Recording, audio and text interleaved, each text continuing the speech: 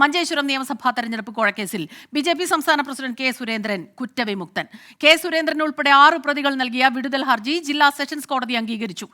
സത്യം ജയിച്ചെന്നും കെട്ടിച്ചമച്ച കേസാണിതെന്നും കെ സുരേന്ദ്രൻ പറഞ്ഞു. കേസിനു പിന്നിൽ കോൺഗ്രസിന്റെയും CPIM-ന്റെയും മുസ്ലിം ലീഗിന്റെയും ഗൂഢാലോചനയുണ്ടെന്നും കെ സുരേന്ദ്രൻ.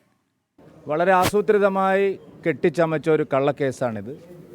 ഗൂഢാലോചനയിലൂടെയാണ് ഇങ്ങനെ ഒരു കേസുണ്ടാക്കിയത്. എന്നെ തെരഞ്ഞെടുപ്പിൽ നിന്ന് എന്നേക്കുമായി അയോഗ്യനാക്കാൻ വേണ്ടിയും BJPയെ താറടിച്ച് കാണിക്കുന്നതിനും വേണ്ടിയാണ് ഇങ്ങനെ ഒരു കള്ളക്കേസ് ഇവിടെ കെട്ടിച്ചമച്ചത്.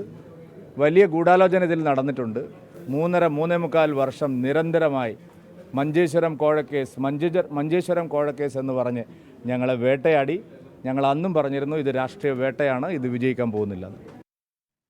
കേസ് പ്രഥമ ദൃഷ്ട്യാ നിലനിൽക്കില്ലെന്ന വാദം കോടതി അംഗീകരിച്ചെന്ന അഭിഭാഷകനും BJP നേതാവുമായ കെ ശ്രീകാന്ത്.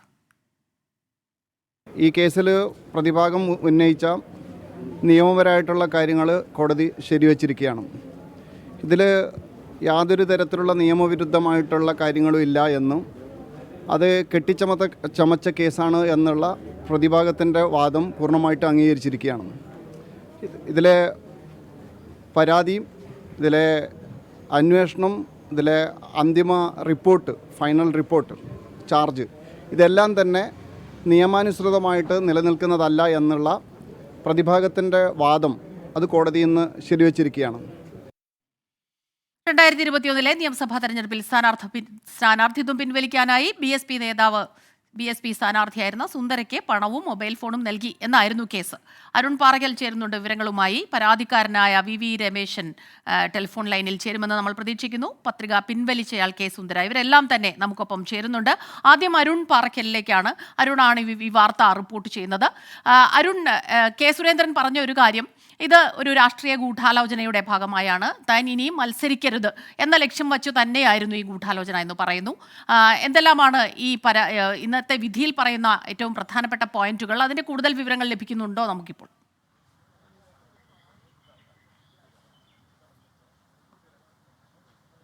സ്മിത, കാസർഗോഡ് ജില്ലാ പ്രിൻസിപ്പൽ സെഷൻസ് കോടതിയാണ് ഇപ്പോൾ കെ സുരേന്ദ്രൻ്റെയും മഞ്ചേശ്വരം തെരഞ്ഞെടുപ്പ് കോഴക്കേസിലെ വിടുതൽ ഹർജി അംഗീകരിച്ചുകൊണ്ട് വിധി പ്രസ്താവിച്ചത്.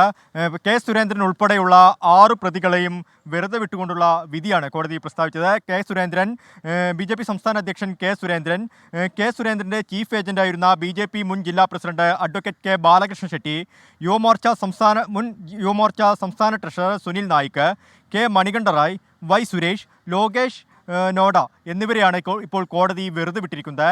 കോടതി കണ്ടെത്തിയിരിക്കുന്ന കാര്യം, ഈ കേസ് നിലനിൽക്കില്ല. കോടതി ഇന്ന് പ്രധാനമായും പരിഗണിച്ചത് ഈ കേസ് വിചാരണ വേളയിലേക്ക് പോകേണ്ടതുണ്ടോ എന്നായിരുന്നു. പ്രതിഭാഗം വാദിച്ചത് ഈ കേസ് നിലനിൽക്കില്ല, പ്രോസിക്യൂഷൻ നൽകിയ തെളിവുകളൊന്നും തന്നെ അത് നിയമസാധുതയില്ല, അല്ലെങ്കിൽ ആ തെളിവുകളൊന്നും തന്നെ നിലനിൽക്കുന്ന പ്രതിഭാഗം അഭിഭാഷകർ വാദിച്ചു. എന്തായാലും കോടതി ഇന്നിപ്പോൾ കെ സുരേന്ദ്രൻ ഉൾപ്പെടെയുള്ള 6 പ്രതികളെയും വെറുതെ വിട്ടിരിക്കുന്നു. കഴിഞ്ഞ നിയമസഭാ തെരഞ്ഞെടുപ്പ് സമയത്ത് അന്നത്തെ മഞ്ചേശ്വരത്തെ BSP സ്ഥാനാർത്ഥിയായിരുന്ന കെ സുന്ദരയെ 2.5 ലക്ഷം രൂപയും മൊബൈൽ ഫോണും നൽകി കേസ് തട്ടിക്കൊണ്ടുപോയി ഈ ആക്രമിച്ച് നിർബന്ധിച്ച്. ശരി അരുൺ, ഇപ്പോൾ പത്രിക പിൻവലിച്ച കെ സുന്ദര തന്നെ നമ്മളോടൊപ്പം ചേരുന്നുണ്ട്. ശ്രീ കെ സുന്ദര, ഇങ്ങനെ തട്ടിക്കൊണ്ടുപോയി എന്നുള്ളതും തടങ്കലിൽ പാർപ്പിച്ചു, ഭീഷണിപ്പെടുത്തി, പണം നൽകി, ഇതെല്ലാം തന്നെ അടിസ്ഥാനരഹിതമായ വിവരങ്ങളാണ്. അതുകൊണ്ടാണ് ഇങ്ങനെ ഒരു വിധി വന്നത്, ഒരു രാഷ്ട്രീയ ഗൂഢാലോചനയുണ്ടായിരുന്നു എന്നാണ് കെ സുരേന്ദ്രൻ പറയുന്നത്. അങ്ങയുടെ ഒരു പ്രതികരണം എന്താണിത്? പത്രിക പിൻവലിച്ച കെ സുന്ദര നമുക്കൊപ്പം ചേരുമെന്നാണ് പ്രതീക്ഷിക്കുന്നത്. ഇപ്പോൾ ടെലിഫോൺ ലൈനിൽ എന്തോ തടസ്സമുണ്ടായിട്ടുണ്ട്. അർജുനാണ് വിവരങ്ങൾ നൽകിക്കൊണ്ടിരിക്കുന്നത്. അരുൺ പാറയ്ക്കലാണ് വിവരങ്ങൾ നൽകിക്കൊണ്ടിരിക്കുന്നത്. 2021 തെരഞ്ഞെടുപ്പിൽ കെ സുന്ദരയ്ക്ക് നാമനിർദ്ദേശ പത്രിക പിൻവലിക്കുന്നതിനായി പണം നൽകി, മൊബൈൽ ഫോൺ നൽകി, ഭീഷണിപ്പെടുത്തി തടങ്കലിൽ വെച്ചു. ഇതൊക്കെ ആയിരുന്നു കെ സുരേന്ദ്രനും മറ്റു പ്രതികൾക്കുമെതിരായ കേസ്. ആ കേസിലാണ് ഇപ്പോൾ വിധി എത്തിയിരിക്കുന്നത്. പ്രഥമ ദൃഷ്ട്യാ വിചാരണ പോലും വേണ്ട, ആ രീതിയിലേക്കാണ് കാര്യങ്ങൾ പോയതെന്നാണ് അഭിഭാഷകൻ പറയുന്നത്. ഇവർ ആരും തന്നെ കുറ്റക്കാരല്ലെന്ന വിധിയാണ് ഇപ്പോൾ വരുന്നത്. അരുൺ പാറയ്ക്കൽ വീണ്ടും ചേരുന്നു നമുക്കൊപ്പം. അരുൺ, പ്രഥമ ദൃഷ്ട്യാ തന്നെ ഈ കേസ് തള്ളിപ്പോകുന്നു. ആ രീതിയിലാണ് ഇപ്പോൾ അഭിഭാഷകൻ പറയുന്നത്. പക്ഷേ ഇത്രയും നാൾ നമ്മൾ കണ്ടതാണ്, അതിലൊരു വലിയ രാഷ്ട്രീയ വിവാദങ്ങളൊക്കെ തന്നെ ആ കാലത്തുണ്ടായിരുന്നതാണ്. ഇപ്പോൾ കെ സുരേന്ദ്രൻ പറഞ്ഞതുപോലെ തന്നെ മഞ്ചേശ്വരം കോഴക്കേസിൻ്റെ പേരിൽ ഒരുപാട് വിവാദങ്ങൾ ഉണ്ടായിരുന്നു, വിമർശനങ്ങൾ ഉണ്ടായിരുന്നു. പക്ഷേ തന്നെ സ്ഥാനാർത്ഥി ആകാതിരിക്കാൻ, ഇനി മേലിൽ തെരഞ്ഞെടുപ്പിൽ മത്സരിക്കാതിരിക്കാൻ അരുൺ, ഇപ്പോൾ വി രമേശൻ കൂടി നമുക്കൊപ്പം ചേരുന്നുണ്ട് ടെലിഫോൺ ലൈനിൽ. കാസർഗോഡ് അന്ന് LDF സ്ഥാനാർത്ഥിയായിരുന്ന വി രമേശനാണ് ചേരുന്നത്. അദ്ദേഹമാണ് ഈ പരാതി നൽകിയത്. ശ്രീ വി രമേശൻ, ഈ പരാതി അടിസ്ഥാനരഹിതമായിരുന്നു, അതുകൊണ്ടാണ് ഇങ്ങനെ ഒരു വിധി വന്നത്. ആ രീതിയിലാണ് ഇപ്പോൾ കെ സുരേന്ദ്രൻ ഉൾപ്പെടെയുള്ള പ്രതികൾ ആയിരുന്നു എന്ന് പറഞ്ഞിരുന്ന, ഇപ്പോൾ അവരെ വെറുതെ വിട്ടിരിക്കുന്നു. അതുകൊണ്ട് തന്നെ ഇനി അവർ പ്രതികളായി നിലനിൽക്കുന്നില്ല. അവരുടെ ഒരു പ്രതികരണം എത്തുന്നത് ഇതാണ്: ഒരു രാഷ്ട്രീയ ഗൂഢാലോചന ഇതിനു പിന്നിൽ ഉണ്ടായിരുന്നു എന്ന് പറയുന്നു. അങ്ങനെ ഒരു പ്രതികരണം എന്താണ് ഇക്കാര്യത്തിൽ? വിധി കൃത്യമായി പഠിച്ചിട്ടില്ല, ഇപ്പൊ വന്നതേ ഉള്ളൂ എന്നാണ് മനസ്സിലാക്കുന്നത്. വിധി കൃത്യമായി പഠിച്ചതിന് ശേഷം പ്രതികരിക്കുന്നതായിരിക്കും. BJPക്ക് അനുകൂലമായിട്ടോ അല്ലെങ്കിൽ സുരേന്ദ്രന് അനുകൂലമായിട്ടാണ് വിധി വന്നിട്ടുള്ളതെങ്കിൽ തീർച്ചയായും ഇത് പഠിച്ചതിന് ശേഷം ഈ കേസിൽ നമ്മൾ അപ്പീൽ പോയി യഥാർത്ഥ കാര്യങ്ങൾ ജനങ്ങളുടെ മുമ്പിൽ അവതരിപ്പിക്കും. കാരണം അനീതിക്കെതിരെ, അഴിമതിക്കെതിരെ എന്നും പോരാട്ടം നടത്തിയ പ്രസ്ഥാനമാണ് CPIM. നിങ്ങൾക്കറിയുന്നത് പോലെ ഇലക്ട്രോ ബോണ്ട് അഴിമതി കേസ് പോലും സുപ്രീം കോടതി വരെ പോയി രാജ്യത്തിനകത്ത് വിളിച്ചു കൊണ്ടുവന്നത് CPIM-ഉം അതുപോലെ തന്നെ സീതാറാം യെച്ചൂരിയാണ്.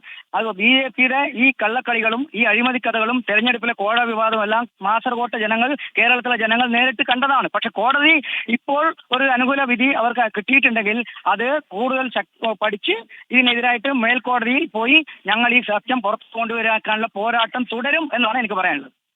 ഒരു കാര്യം കൂടി, ഇപ്പോൾ ഇതിന് ശേഷമുണ്ടായ പ്രതികരണത്തിൽ കെ സുരേന്ദ്രൻ പറഞ്ഞത് ഇതിലൊരു രാഷ്ട്രീയ ഗൂഢാലോചന ഉണ്ടായിരുന്നു. അത് CPIM മാത്രമല്ല, CPIM, ലീഗ്, കോൺഗ്രസ് എല്ലാവരും ചേർന്ന് ഉള്ള ഒരു ഗൂഢാലോചന ഇതിന് പിന്നിൽ ഉണ്ടായിരുന്നു എന്നാണ് പറയുന്നത്. പക്ഷേ അന്ന് എതിർ സ്ഥാനാർത്ഥിയായിരുന്ന അങ്ങ് കൊടുക്കുന്ന പരാതിയാണ്. അതിൽ ഇത്തരത്തിലൊരു ഗൂഢാലോചന പറയുമ്പോൾ എന്താണ് അതിനെക്കുറിച്ച് പറയാനുള്ളത്? ഈ ഗൂഢാലോചനയുടെ ഉസ്താദ് എന്ന് പറയുന്നതാണ് ഈ സുരേന്ദ്രൻ എന്ന് പറയുന്ന കക്ഷി. കാരണം ഗൂഢാലോചന CPM-ന് ഒരു പാർട്ടിയായിട്ട് മറ്റുള്ളവരുമായിട്ട് ഗൂഢാലോചന നടത്തേണ്ട ആവശ്യമില്ല. CPM ഒറ്റയ്ക്ക് തന്നെയാണ് ഈ രാജ്യത്തിനകത്ത് നടക്കുന്ന എല്ലാ കൊള്ളരുതായ്മക്കെതിരെ പൊരുതുന്നത്. CPM-നെതിരെയാണ് പലരും ഗൂഢാലോചന നടത്തുന്നത് എന്ന് നമ്മളെല്ലാം കാണുന്നതല്ലേ. നിങ്ങൾ ഈ മാധ്യമങ്ങളും അതുപോലെ തന്നെ BJP എല്ലാം ആരോപിക്കുന്നത് CPM-ആണ് ഗൂഢാലോചന. CPM അല്ല, CPM-നെതിരെയാണ് ഗൂഢാലോചന നടത്തുന്നത്. ആരോപണങ്ങൾ, പ്രത്യാരോപണങ്ങളൊക്കെ വരുമ്പോൾ ഇനി അടുത്തൊരു നിയമ നടപടി എന്തായിരിക്കും? ഞങ്ങൾ അപ്പീൽ പോകും. ഇത് പഠിച്ചതിന് ശേഷം അപ്പീൽ പോകും. കൂടുതൽ വിവരങ്ങൾ കിട്ടിയാൽ അപ്പീൽ പോകും അല്ലേ? നന്ദി ശ്രീ വി രമേശൻ. വി രമേശൻ അന്ന് എതിർ സ്ഥാനാർത്ഥിയായിരുന്ന വി രമേശനാണ് ഈ വിഷയത്തിൽ പരാതി നൽകിയത്. പരാതിക്കാരൻ തന്നെയാണ്.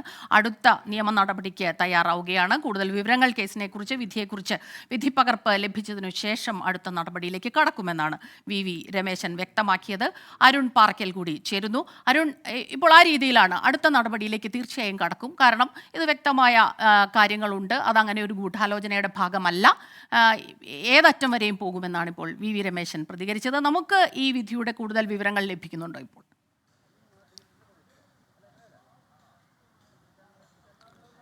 സ്മിത, വിധിപ്പകർപ്പ് ഇതുവരെയും ലഭിച്ചിട്ടില്ല. വിധിയിൽ കോടതി പ്രഥമദൃഷ്ട്യാ പറഞ്ഞിരിക്കുന്നത് ഈ കേസ് നിലനിൽക്കില്ല എന്നുള്ളതാണ്. കെ സുരേന്ദ്രൻ്റെ വിടുതൽ ഹർജിയാണ് ഇന്നിപ്പോൾ പരിഗണിച്ചത്.